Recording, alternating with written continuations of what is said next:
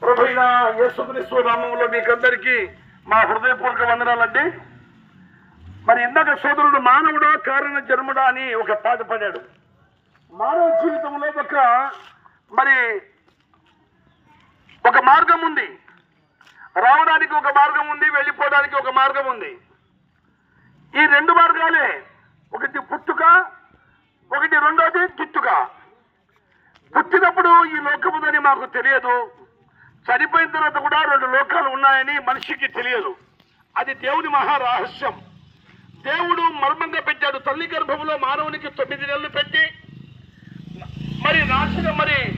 ఆ ఉమ్మునీటిలో 9 నెలలు ఆ చిన్న బాలునికి ఈ భూమిని రావడానికి మార్గము చేశాడు. ఆ చిన్న బాలుడుగా ఉన్న మనిషి పెద్దవాడై ఈ భూమి మీద దేవుడి కొరకు బ్రతకాల్సిన మనిషి దేవుడి కొరకు బ్రతకకుండా తన ఇష్టానుసారమైన జీవితం జీవించడం మొదలుపెట్టాడు. అందుకే దేవుడు వదిలిపెట్టి వెళ్ళిపోయాడు. అంతే మన పిల్లలు కూడా మన మాట వినకపోతే నీవు చావురా అంటాం.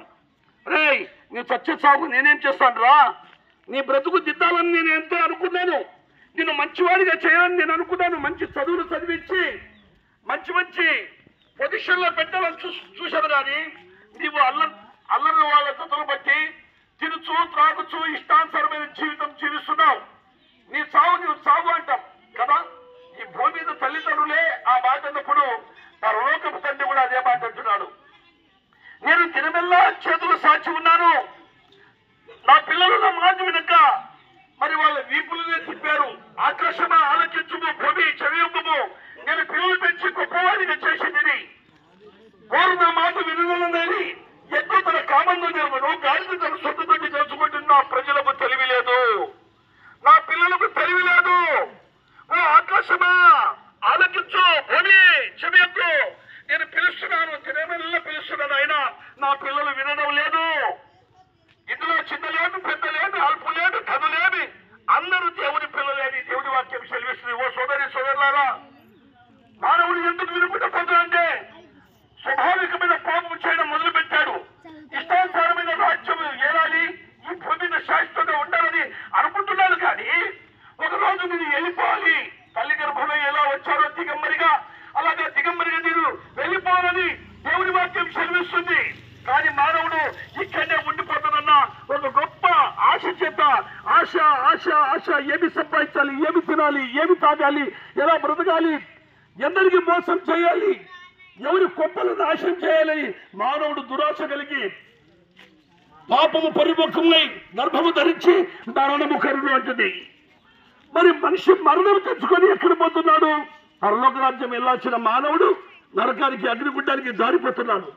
ఓ సోదరులారా, ఓ తాత, మీరు ఎక్కడున్నా సరే, ఏ పరిస్థితిలో ఉన్నా సరే, యేసుక్రీస్తు ప్రభు 2025 సంవత్సరాల క్రితం ఈ భూమి దిగి వచ్చి సర్వ మానవాళి కోసం ఆయన సర్వ మానవులు నరకానికి అగ్నిగుండానికి జారిపోతున్నారని ఆయన మరలాంటి మానవ శరీరము ధరించుకొని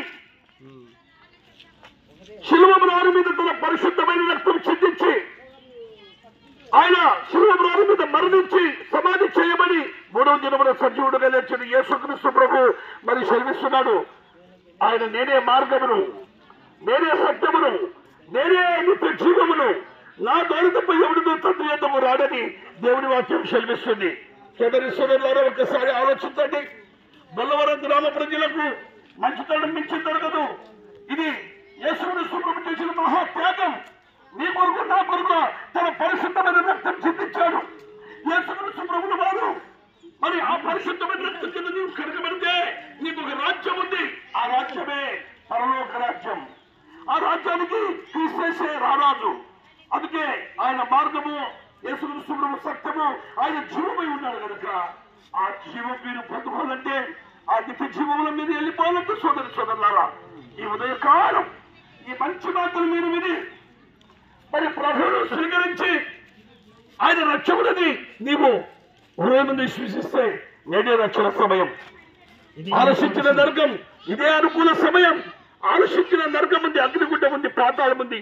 ఈ పాతాళం తప్పించుకొని పరలోక రాజ్యం వెళ్ళాలంటే యేసు రక్తం ప్రతి పాపం నుండి మనల్ని పవిత్రంగా చేస్తుంది. చూడండి, యోహాను రాసిన 1వ పత్రిక మరి 1వ అధ్యాయం 7వ వచనంలో ప్రియులారా, ఆ యేసు రక్తం నీ హృదయంలో కడిగిస్తుంది, నీ పాపాన్ని తొలగిస్తుంది, నీ శాపాన్ని తొలగించి నిన్ను పరిశుద్ధులుగా చేసి పరలోక రాజ్యం చేరుతుంది. ఈ మంచి మాట చేత మీరందరూ ఆదరించబడి పరలోక రాజ్యం చేరుకుంటారని చెప్తూ మరి ఈ మాటలు ముగిస్తుంది. దేవుడికి స్తోత్రం, దేవుడికి మహిమ కలుగును గాక.